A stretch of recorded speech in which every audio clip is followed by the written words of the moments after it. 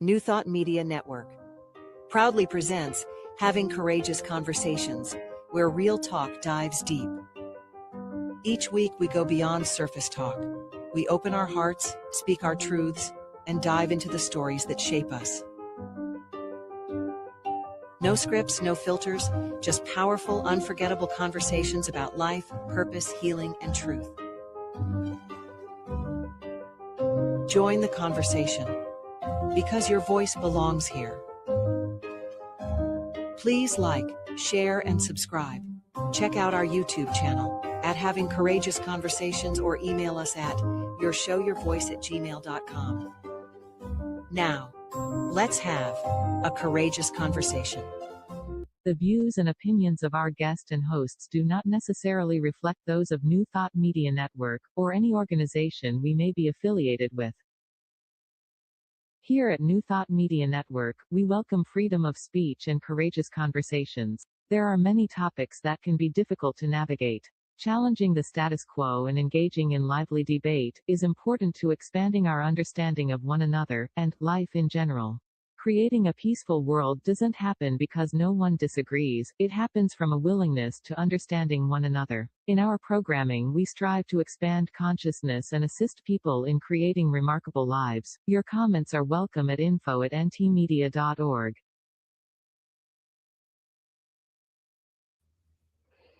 Good afternoon and welcome to Having Courageous Conversations. Such a wonderful way to end a Wednesday, that hump day.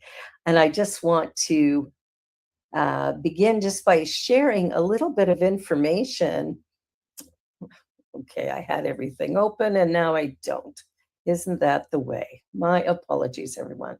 So we've changed the name of the show. So Having Courageous Conversations is a heartfelt online series where we explore the transformative power of honest dialogue.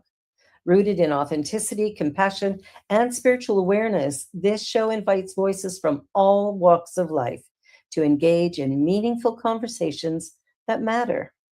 Conversations we often avoid, but deeply need. Born from the reflections of Out of My Mouth and the soulfulness of Spirit Cafe, this space is for those who are ready to speak up, sit with discomfort, challenge assumptions, and connect deeply with themselves and others. Sounds wonderful. And today's show is called It's Not All Bad News, a veteran reporter's perspective. And now I invite Marg to introduce today's guest. Thanks, Barbara. Yes, I'm looking forward to talking with Valerie.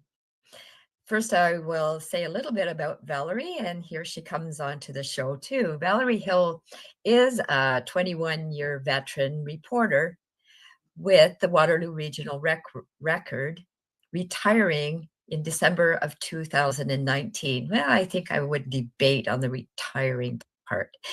She has covered hard news, courts, politics, everything except sports. But her heart has always been in telling people's stories. Valerie continues to write the weekly obituary feature, Lifetimes, for the Record, and she has a number of other writing and editing projects in the works. Valerie has recently joined the board at Unity Kitchener, and she serves as the secretary. Thank you very much for that, Valerie. So now we're going to have a conversation with Valerie. And before we start, I just want to say that I was at a gathering with Valerie where some people were talking about the media. And I have to admit that I was sort of on that bandwagon too, even though I don't watch the news because it's not good for me. Not the news is not good, but I just don't absorb it well. And people were saying, you know, oh, the media this, the media that, it was all negative. And Valerie had a different opinion on that. And I said, I'd like to hear more about that. Would you be interested in coming on the show of Courageous Conversation? And she said, yes. So Valerie, please share. Oh, okay. Did I put you on the spot? Sorry, I didn't realize. Yeah, okay. Yeah, this actually all turned. I've been a member of Unity off and on for a number of years, and I've sat almost quietly when I've heard even ministers complain about the media and saying that essentially the media has no part in their lives and that it brings nothing but bad news. And I've heard this so many times, and finally it came up again. I was on one Sunday morning and I'd had enough. I said, that's it. I'm not being quiet about this anymore, because it's not true. It is just simply not true. We serve such an important part of any community, and people just, I don't think they really understand what would happen if there was no media. And when I talk about media, I'm referring to journalists. I'm talking about television, radio, and print. And I'm a print journalist. And the three different kinds of media, we do our jobs very differently. The print tends to be, we have the option, we have the great fortune of being able to go much more into depth with any of our stories. The news, I'm often sitting watching the TV news and yelling at the reporter because he or she did not ask all the important questions. So we are all individuals, we're just people, and we all do our jobs very differently. But I am the first one to be a cheerleader for the media. And there's, to me, the most important thing is, now in Unity, we are taught that we are part of the world. We are just one cog in a very large wheel that goes all around the world. We're all connected. We are all part of humanity. And when you're ignoring the media and blaming the media and blaming reporters and saying, oh, that I can't deal with that news because it makes me feel bad, you are essentially saying, well, that's not important. Mm. You are part of this, whether you like it or not, warts and all. We are all part of the same family, right? You just have to find a different way of dealing with that information. And when people tell me that, you know, they have trouble with dealing with this bad news, then get off your rear end and do something about it, right? Don't sit back and whine about it. You know, you can do something. It doesn't have to be a big thing. It can be a small thing. It can be getting in touch with the Mennonite Central Committee, which is here in Kitchener. And they do so much wonderful work all around the world. You can volunteer with them. You can volunteer with any organization. You can donate money. You can donate time. You can donate all kinds of things. You can do something about it and change the way you think about these bad news stories. You know, if we all collectively pray that that things are going to change, then eventually, hopefully, they will change. Yeah. But how important is it for people in a place like Gaza or Afghanistan to know that we here in Canada are thinking about them? We're not turning off the news when the bad news comes on TV or on the news or on the radio or in the newspaper. We are paying attention and we care. That's very valuable, Valerie, and I love that, because I am one of the people who does not watch the news on a regular basis. I do know what's going on because I'm getting it from my husband or from other people, or listening to my husband because he watches everything all the time.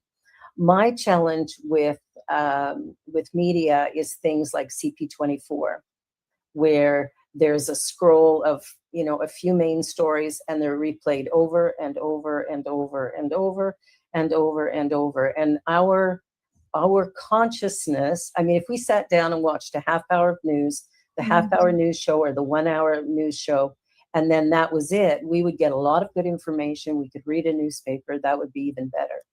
I was trained as a journalist back many, many years ago. And when I was trained, it was who, what, where, when, why, how. There was no, here's my opinion. And so the problem that I have with some, and I won't just say media anymore, so thank you for that, for your comments, because I appreciate them. But what I will say is some reporters have a way of putting their personal perspective on everything. And when I hear what if this happened, or what if that happened, that's not the news.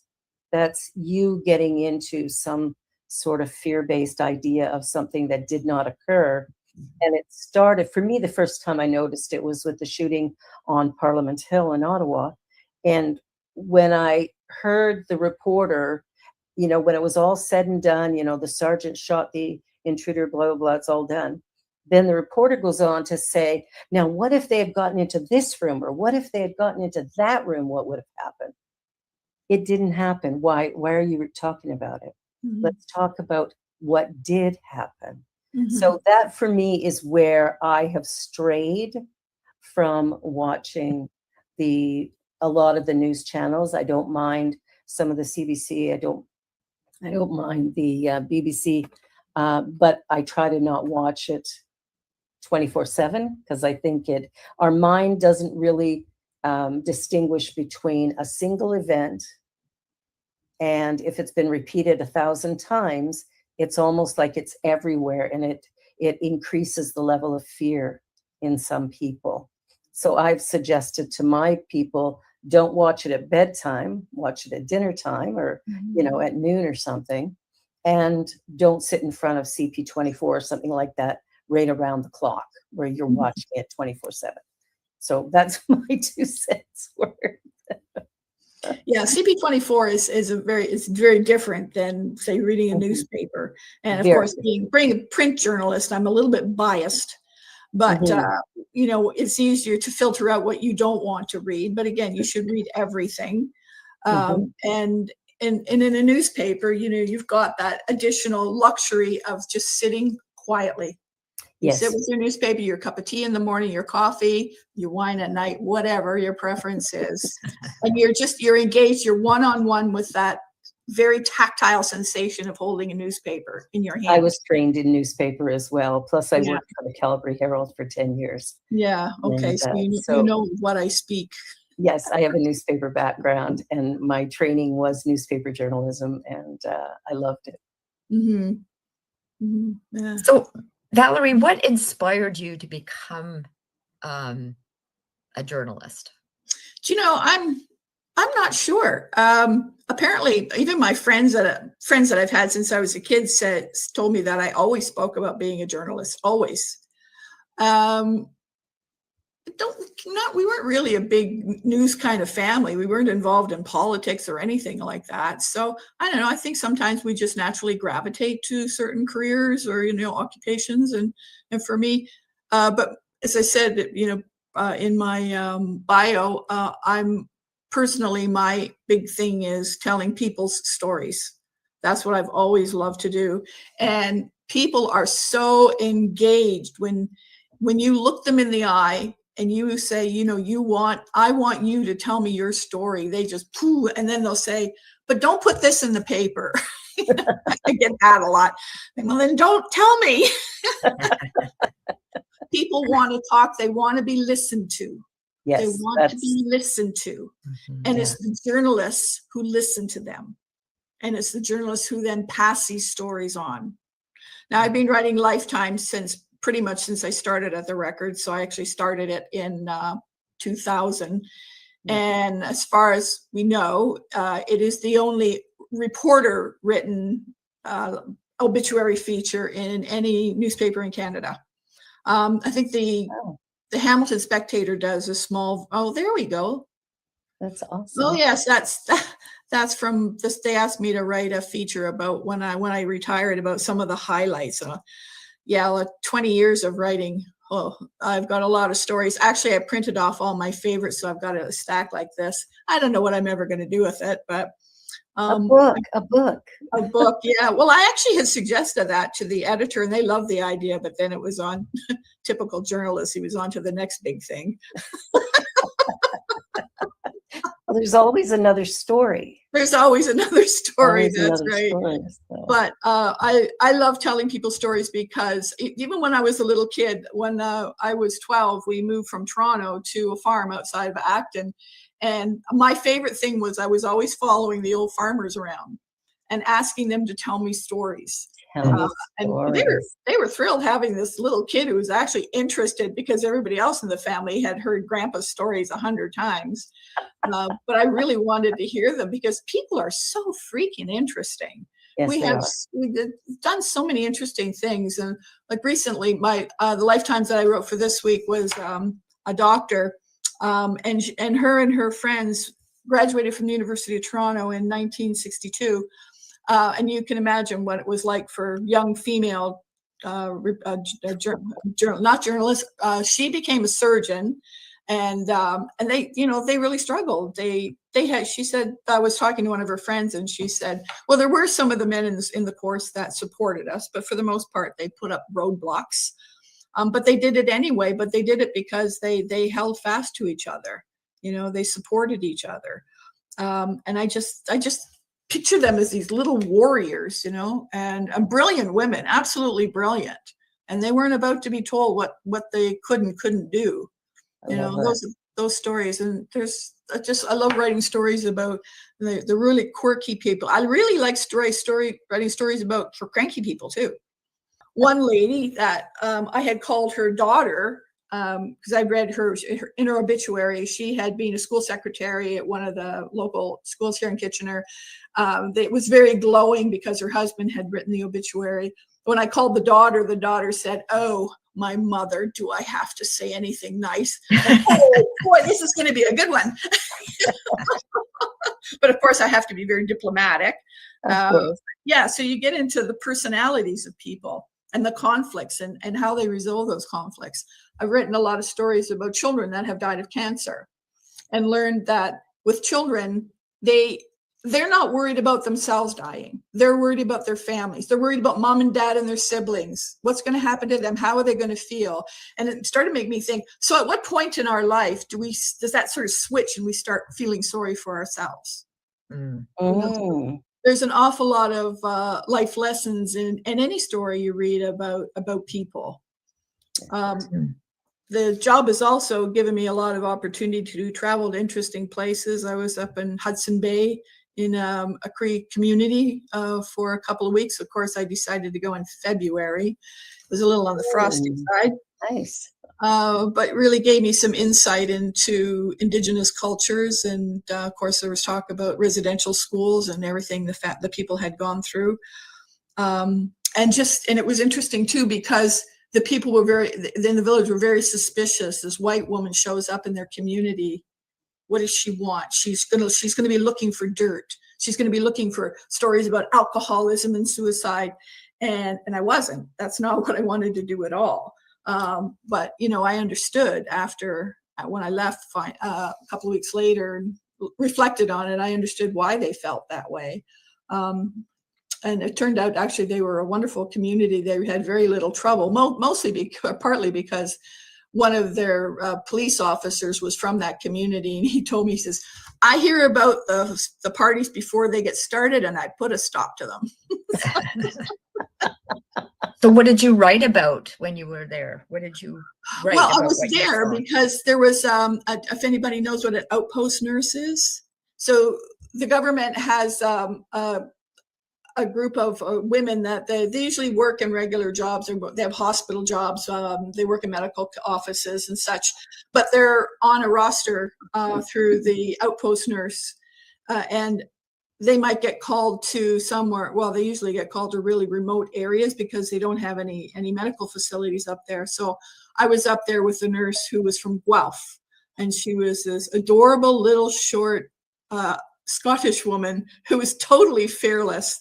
So the Record flew me and a photographer up there to spend the 2 weeks with her and with the community too. It was very, very enlightening, and even just talking to her. And so I didn't know anything about these outpost nurse. So the thing is, when you've been a reporter as long as I have, the brain is full of so much information, and I just can't help it constantly regurgitate it, whether people want to hear it or not, And like I said at our gathering the other day, no matter what you need, I got a guy. I know somebody. I know somebody who knows somebody who can help. Yeah. I see Deja's posting, excuse me for 1 second, Barbara. Deja's posting and inviting people to make comments or ask questions, say hi. And I'm going to, say it out loud. If you have any questions for Valerie, please post them, and I'm sure she will answer. Mm-hmm. Now I just put you on the spot there, Valerie, but anyway, go ahead, Barbara. I think Valerie can handle it. Yeah, ask me anything. I'm good with that. Ask me anything. Yeah. Now, what was I going to ask you? My mind just took a vacation. Oopsie. Oh my gosh. I can ask a Go ahead. question while Go ahead. you find that again. You were talking about the doctors, and I think having a challenge that with men. So they needed to, you know, I am woman, hear me roar. Yeah. And what about being a reporter? Oh yeah, well, guess what we would have been covering in those days? We were in the women's section, and we'd be doing fashion and who was visiting who. And I mean, there were a few, very few, but there were a few female reporters that were actually on the front lines. And they did an incredible job. But I mean, women can get into places that men couldn't too, you know, using our feminine wiles, which I understand is a thing. I've never had it before, but but I'm sure you know that they were really able to get into places because people tend to trust women. They do. Yeah, they do. People should know different. I don't know. Yeah, it's interesting. It's interesting. The what are the, I mean, you've done all these stories about people's lives. Is there one that really stands out for you as something truly surprising or remarkable that surprised you? Well, they are certainly all unique in their own way. I love stories about quirky people, you know, the ones that really think outside the box. I described one guy as he refused to be that square peg being hammered in through a round hole. You know? So it gives me a lot of opportunity to be a little writerly when I'm writing these stories. They're not news stories. They're very much not news stories. Of course not. Yeah. So it really is storytelling. So anybody that provides an opportunity to, tell me about their life. Oh, well, actually, if it's a lifetime's, they're dead. I'm getting all this information from everybody else in the family and hopefully getting it right. And I usually do. I mean, the person's gone, so they can't defend themselves.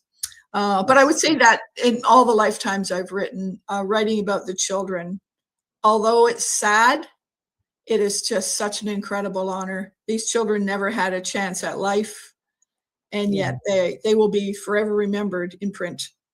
There was one teenage girl, and she unfortunately died by suicide. And by the way, we no longer say that somebody is you have to say they died by suicide. Okay. Yeah. They didn't commit Not committed. suicide. Yeah. But her father had been killed in a road accident. And she was just so distraught. She overdosed on pills. And I was sitting on the couch with her mother on one side and her grandmother on the other side. And they were arguing back and forth about whose fault it was. Well, you should have been keeping an eye on her medication. Well, I did, and blah, blah, blah. And then they both looked at me and said, what do you think? Yeah. You don't ask me that. Oh my gosh. Kidding. I am not getting in the middle of this. But yeah, definitely telling these children's stories. Mm-hmm. Yeah, that would be remarkable. In my ministry, I've done more memorial celebration of life type services than I have weddings.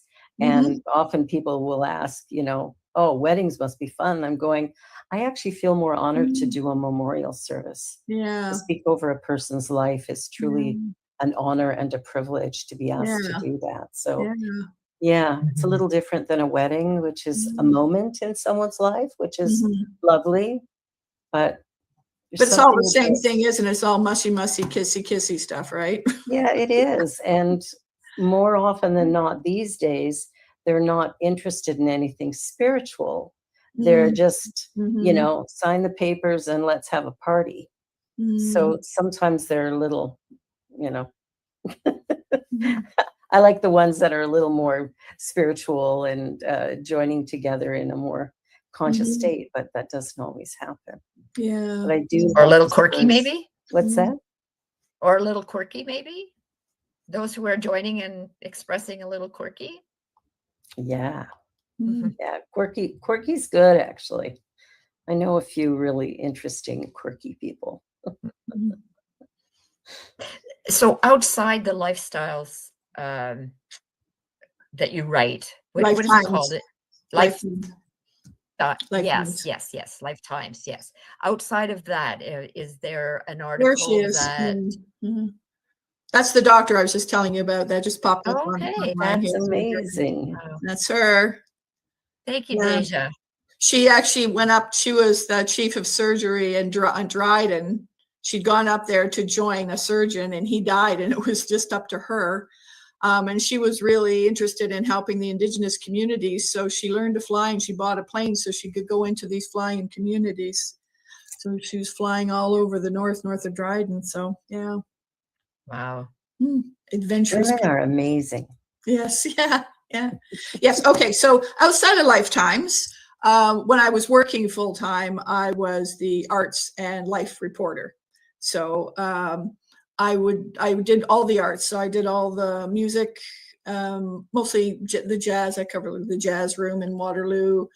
Anything going on at the Registry Theatre. I did all Drayton theater productions. I was their theater reviewer.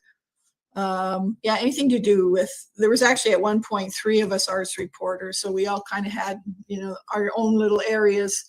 And I love theater. And so I would be reviewing a play, pretty much a play a week, and then going to concerts every single week. And it's funny because then when I retired and I became a civilian and I had to start paying for my own tickets. I don't like that. The price of tickets these days is quite remarkable, shall we say. Yeah. But I was never interested in politics. And, whenever there was an election coming up, that was the newsroom, all the reporters, they get all excited and they're having pizza parties and they're all blah, blah, blah, blah about all the politicians. And it never interested me. So, after a few years, the editors figured out, so don't get Valerie involved because she just doesn't care. I always used to say to my editors, they'd ask me to do something and I'd say, is it fun? Because if it's not fun, I'm not going to do it. So after you've been working in a newspaper long enough, you can get away with this kind of stuff. Exactly. As a young reporter, I never would have said that. No kidding. Well, we're at our halfway mark, so we're going to go into a little commercial break. You're watching Having Courageous Conversations here on the New Thought Media Network. Our wonderful guest, Valerie Hill, is a journalist in Kitchener and a remarkable, powerful woman. So don't go away because there's a lot more to share. We'll be right back. The affiliated New Thought Network is pleased to present Deep Within, Mining Our Hidden Treasures, a hybrid spiritual retreat, October 6th through the 10th at Unity Village in Lee's Summit, Missouri, featuring our opening keynote address from Reverend Michelle Ezigwu. Our Tuesday evening Raise the Roof experience with Reverend Dr. Martha Creek, special musical artist Ricky Byers.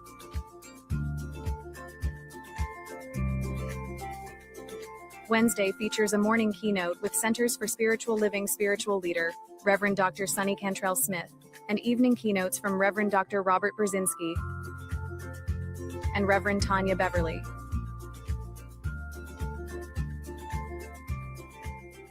Reverend Dr. Janine Burns rounds out our keynote speakers on Thursday morning. Visit www.antn.org for more details. Virtual and in-person registration is now available. We would love to see you there. ANTN, connecting the New Thought community through consciousness and love.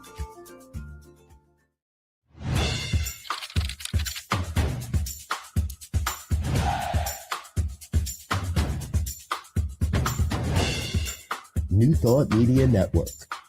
We are a global broadcast network of positive music, media, and entertainment, inspiring humanity's evolution along the journey of enlightenment and creating a world of love, peace, empowerment, and prosperity for all. New Thought Media Network. Positively inspiring.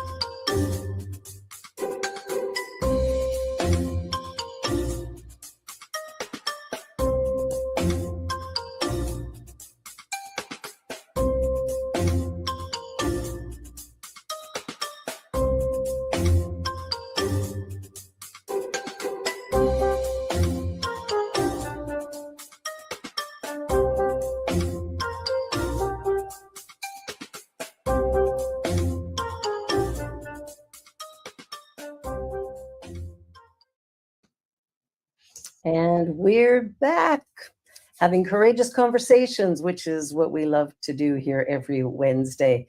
Our other cohort, Cheryl Rogers, is not with us today. She's in a very important meeting, and she'll be back with us next week. All right. So I was just wondering, Valerie, is there anything that you have really wanted to do as a journalist, but as yet have not been able to get to, or been invited to, or had the opportunity, or whatever? Not really. No. Yep. The record was always really good at letting me do whatever I wanted to do. So if I had a story idea, let me talk a little bit about how this actually happens. Okay? Yeah. So with each reporter has a general area that we're responsible for. Okay, it's our job, not the editor's job. It's our job to be out in the community, and I'm very gregarious, so I'm out in the community a lot. And anytime anybody starts talking, sometimes I'm overhearing a conversation or somebody's telling me something, and I'll immediately think that would be a really good story.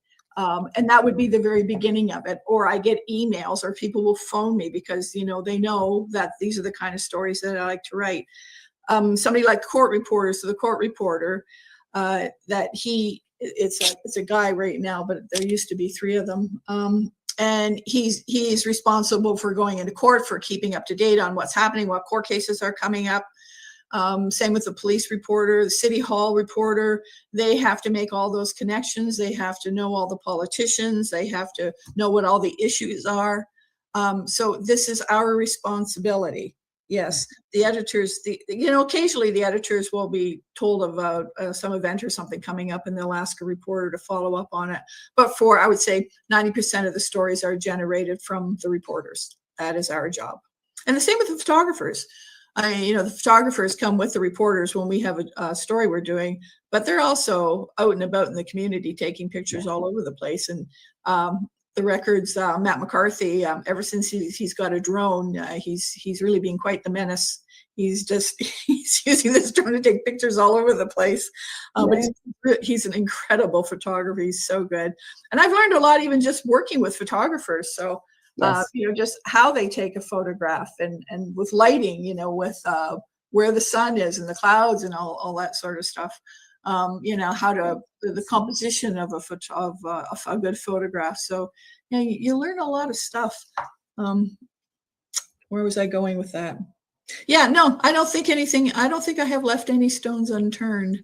And stories are still coming to me because I've been writing Lifetime so long. People still contact me. I have about 3 or 4 sources that will always let me know somebody interesting has died. Maybe I missed their obit. I do read the obits every day. But sometimes I miss somebody, so they'll contact me and say, "Oh, did you know so-and-so died? And he'd be a really interesting story." But the one thing I don't think I've really expressed strongly enough is that journalists are the cornerstone of democracy.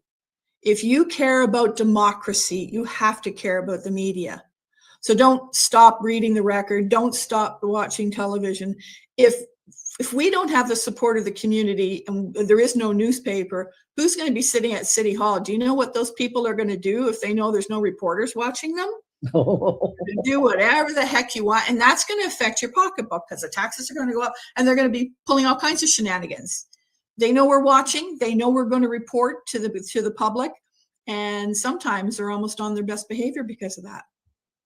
I love that perspective. It's like having the 2-year-old with the 2-year-olds in the room playing by themselves, and it's awfully quiet up there. And sure enough, you go up there, and the room's all torn apart, and his little sister has a haircut now, and is covered with magic marker. Yes, and I speak from experience. But yeah. Yeah, we really are critical to a democracy, and you can see what's happening in the States with the crumbling of their media, and we don't ever want that to happen in Canada. So even if you're going to complain about the Record's lousy service in terms of getting your newspaper, walk down to the corner store and pick up a copy. You have to support the news media. That's all there is to it. If you care about your community, doesn't matter what's going on in Toronto, it matters what's going on in your own backyard. Mhm. Yeah. Mm-hmm. You've given me food for thought. That's my job.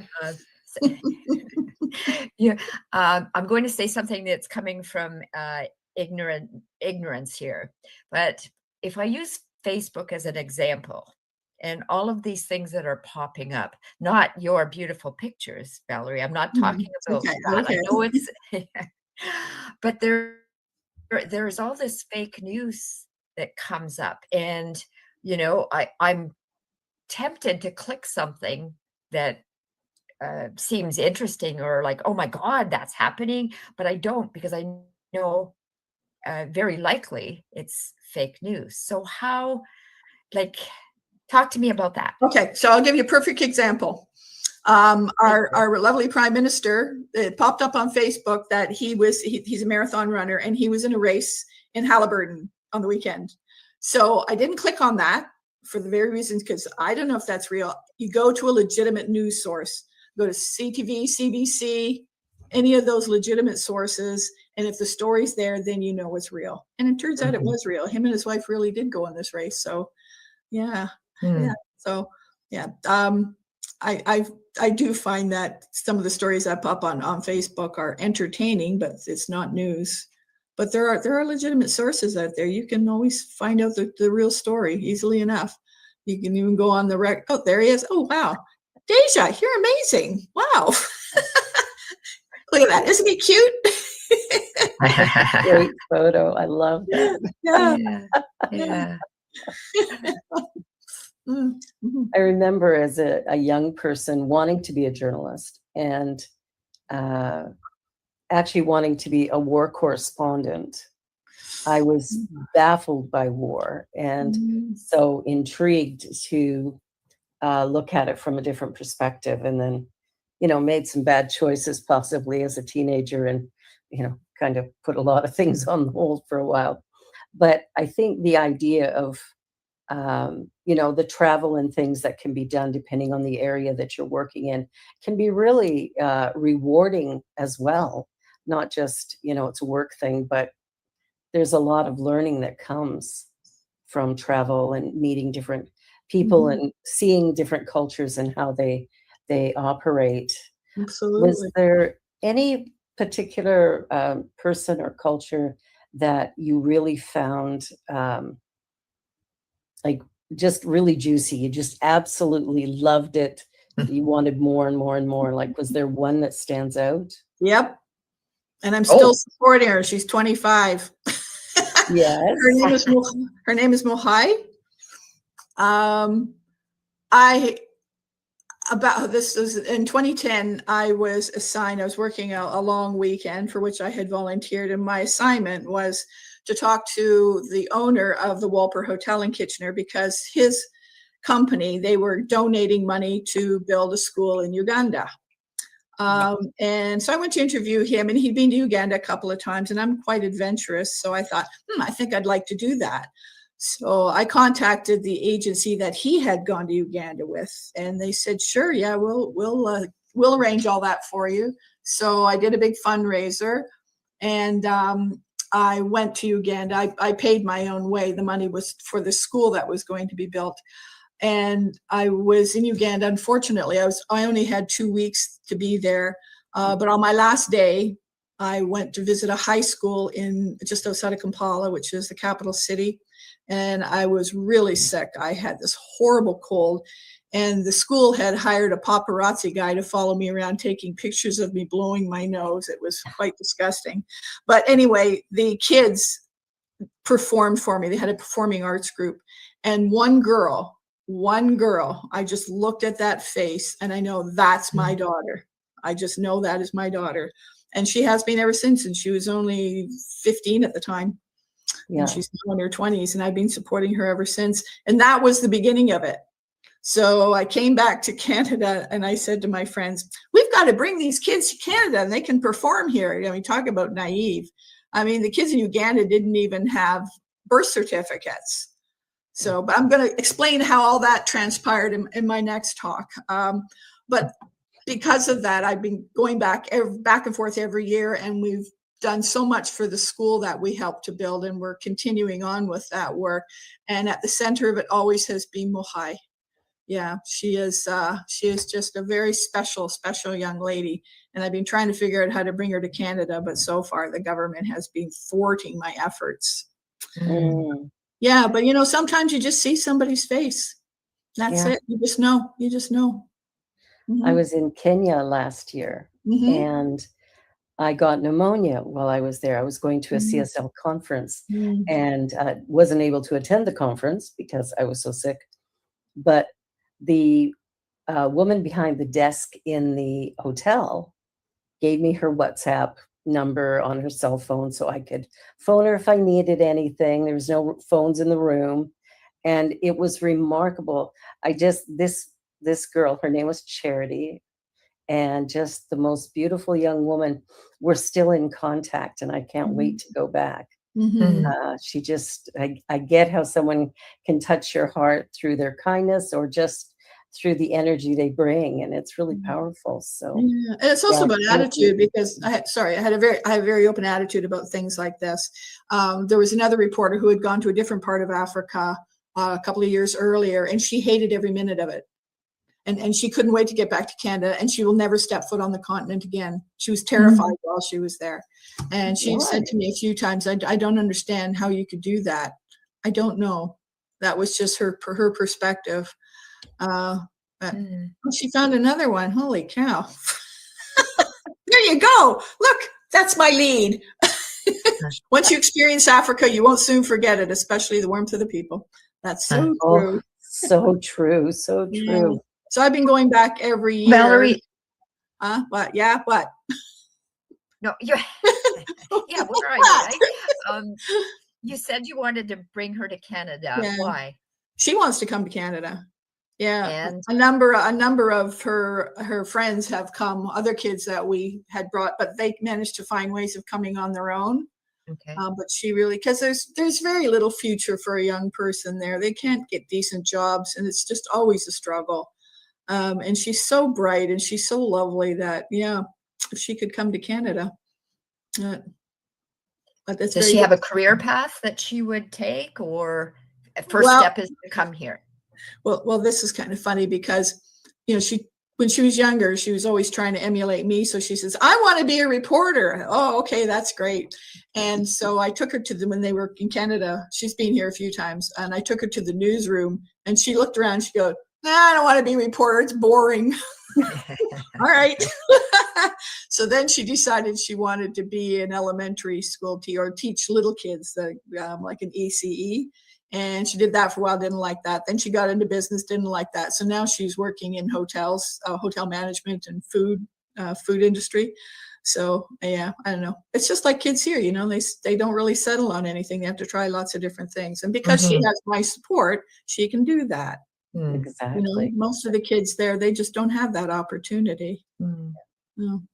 Yeah, we brought two groups of kids here performing, and they were raising money and performing here in Waterloo Region. So, including at Unity. Unity really helped support. The first time we brought them here in 2015, Unity was really a great support. Cool. And they perform how? Music and dance. Yeah, not singing. They don't really do much in the way of singing. It's mostly drumming. They have various instruments and incredible dancing. So I get so excited when I hear that music. Yeah, I love it. I love African music. I just love African people. They're just so wonderful. They're so warm and kind and funny and talented. And you see the kids, and they're just always dancing. They're always singing, and they can't do anything as simple as clean the floor without singing. You know, unfortunately, we've really lost all that, and their sense of community that we don't really have here. We think we do, but we don't. When they came here, they said, how come there's nobody outside? Where is everybody? Well, everybody's hiding indoors, you know? So, yeah. The level of fear is quite high these days. Well, I think it's more that we're so comfortable in our homes. Look what we have here. You know, they don't have all that there. They don't have a television in the house. They usually don't even have a radio. They just have a, you know, small little, some cases, just a little hut, you know, or a little brick building. So we have too many comforts here. Consequently, we want to stay inside, you know, and watch TV. I was talking to the driver of a taxi when I was there, and we had ridden together a few times, and he said, you know, oh yeah, we're you know, striving to be more like North America. And I went, no, don't do that. Don't do that. Don't do that. What you have here, and you know, the ability to actually, you know, there needs to be some support, more support there than what they're probably getting now. But it would be great if we followed their path, you know, of kindness and, you know, really dedicated work and things like that. I think we would be further ahead. Working together. They work together for every little thing they do. They work together where we don't do that. Yeah. Yeah. Mm-hmm. Mm-hmm. Unfortunate. So after those experiences, so my journalism had kind of a whole new perspective, you know, a different way of thinking, different stories. And I wrote a number of stories from when I was there. And I love to share everything I'm doing. I don't post pictures of my food that I'm eating on Facebook, but I do post what I'm doing all the time, because Facebook, now that I'm retired, I don't have access to the regular newspaper anymore.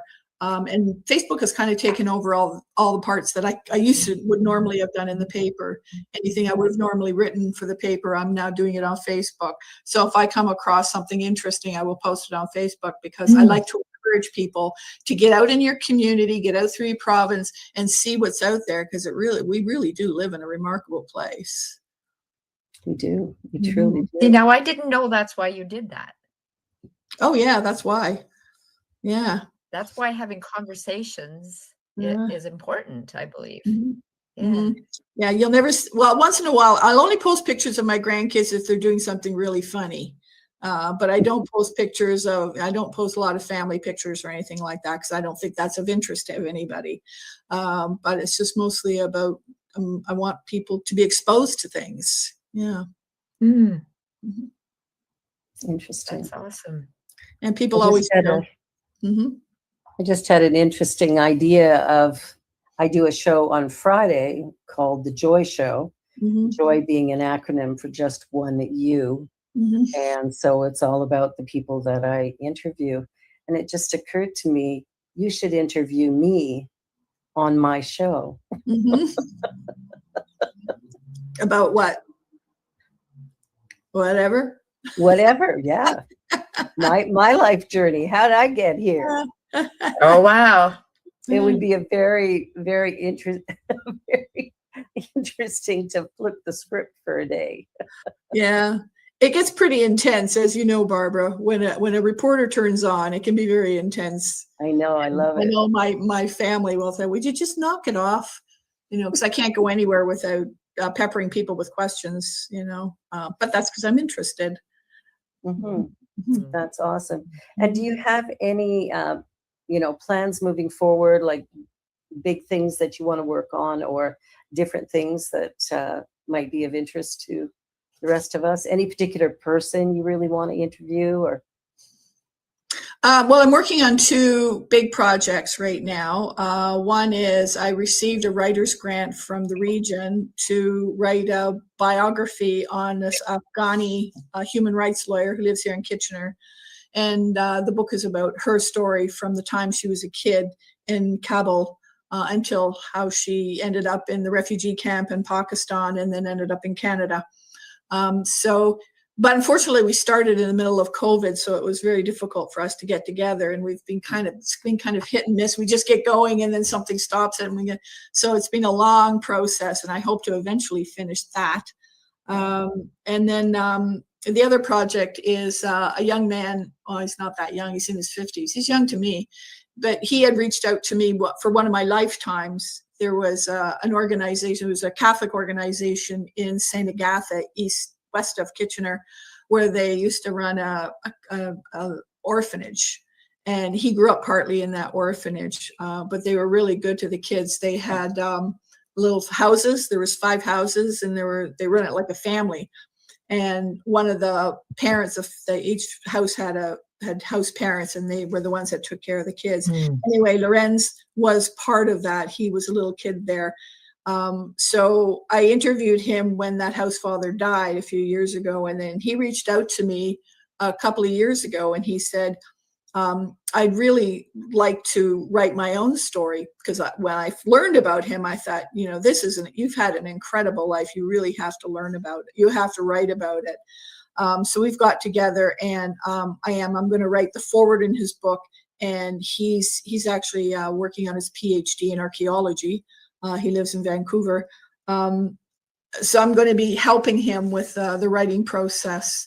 And it's just a remarkable story. So I like to do that kind of thing as well, as to, if a writer or if somebody has it and they want to write their story, but in their own words, they're not going to hire me to do it. I'd like to help them to do that for them, to write their story. And in his case, because he is a prof, I told him, number one rule, mister, do not write like an academic. Make it interesting. Think in terms of storytelling. Yeah. Can you briefly tell us what the house that you were talking about? The Catholic organization? Yeah. Yeah, so it was a regular Catholic orphanage. It was a great big stone building where all the nuns lived and where all the kids lived. And there was a new thought that maybe this wasn't the best place for these kids. So they built these little houses. There's 5 cottages on the property. They eventually tore down the original building, the big stone building. And they hired a house parent, and often the house parents would have their own kids. So the wife would stay home, and her kids would go to school with all the orphans that were staying with them as well. So each house might have 10, 12 kids. And the house mom was responsible for providing them with at least one meal a day, and then they would eat in the big hall together. But it was the first time a lot of these kids had that sense of family, sitting around the table together. And it's with the mom and the dad. And, dad would go off to work. And in this case, Lorenz's house dad, he was an accountant. So he worked for the CRA. So he'd go off to work every day. It really was a wonderful place for these kids, and it was very successful. But then, of course, things changed, and they decided, well, no, this is not the best way. After all, we should actually have these kids go out to foster homes. And they closed that whole facility down. Now, a couple of the nuns, they ended up down at the Mother House in Waterdown, if anybody knows about that place. And one of the nuns is still alive, so Sister Janet. So I went down there and spent an hour and a half just chatting with her. And she was so lovely. I love chatting with her. So she was telling me all about the facility and its successes, and then her life too. So yeah, it was. That's awesome. Well, we're down to our last 5.5 minutes. And how we like to close the show is to just ask each one, what do you think the most important thing people need to take away from this conversation? You're asking me? Support your reporters, support your newspaper. Oh gosh, can I bang that into your heads any harder? Support us. We're important. Gosh. You know what? You know this book? She's a journalist. Yeah. She was a journalist. She even talks in here about the importance of the media. So it's just not coming from me. She says, checking out completely, turning off the news, turning our backs on our fellow humans doesn't help anyone. There. It's not just me, it's her. And she's So says Valerie. and Ellen Davenport. And Ellen Davenport. I love that because I sort of knew what you were going to say when I asked the question. What about you, Marg? What do you think the most important thing to take away from today is? How's it touched you? Well, I will consider what Valerie has said, and I might choose to pick up a paper, and it's not because I don't support people. It's just I know me, but I'm always open. So I will consider what you're saying, Valerie. You don't have to read every story. You can just read the good stuff. The Lifetimes runs every Tuesday, so at least pick up the Tuesday paper. Tuesday paper. Okay. How about I commit to doing that? Okay. And I will be grilling you, so you better actually do it. I will be. There will be a test. I'm not a rule follower. No, I don't care. Rule promises. I do follow through with my promises, though. Good. And Barbara, you. And me, well, I'm sort of rethinking my comment of ignore the media. No, I often have told my students just shut the TV off and go outside and do something or be with somebody. Plan your life outside of that. But I always like to think of putting the news into perspective. So if you're going to watch it, like you said, don't get your news necessarily from Facebook. Could be right. Maybe it is, maybe it isn't. But take the time to take a look at a newspaper, because I believe what you're saying, newspapers give a more complete look at a story than any news channel ever could. They just don't have the time for it. So if you're wanting to get just, a little dose of it, pick up a newspaper and read it and go from there. So I think I'm committed also to going and picking up a newspaper here in Toronto. So I'll figure out which one. I've got my neighborhood newspaper. I don't know if that really counts though, but sure. That I'll read. But I'll get one of the dailies and take a look. I did love the newspaper business, and so being a journalist just followed all my passions. But this is also one to be able to talk to people and to share a positive teaching with them that can improve their lives. So that's my thing. Thank you, Valerie, for being here. You have been a treat. And, you stick around for a minute afterward and we can have a little chat after the show. And for everybody who's been watching, thank you so much. And be sure to like, share, subscribe, and tag us. Come on, a little hashtag there. That would be great. Keep us at the forefront of what you're thinking and doing. New Thought Media Network is providing wonderful, positive, and powerful content.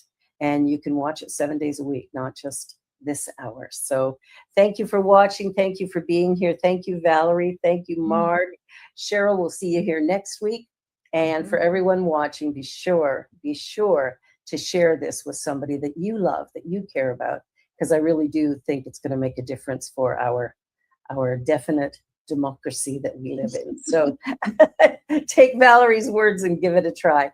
Thank you, everyone. Bye for now. See you next.